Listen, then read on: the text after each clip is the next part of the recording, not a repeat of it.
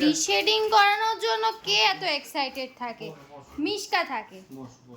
মিশকা সবসময় এক্সাইটেড থাকে ডিশেডিং এর জন্য। মিশকা একটুখানি নিজের চর্চা করতে পছন্দ করে, তাই তো? বর্ষাকালে বিশাল লোভ উঠছে, সারা ঘর ভ্যাকিউম করে করে পারা যাচ্ছে না, তাই আজকে পাপা ওকে ডিশেডিং করে দেবে, তাই না মিশকু? ডিশেডিং হচ্ছে, ডিশেডিং। শান্ত হবি না? যে লোম দেখো, গাদা গুচ্ছের লোম। বাবা রে, কি লোম! মিশকা, এগুলো কি? এগুলো কি জিনিস তোর? ভালো করে করি দেবে যাতে লোমটা নাই পড়ে আর। না না, ওরম ভাবে হয় না।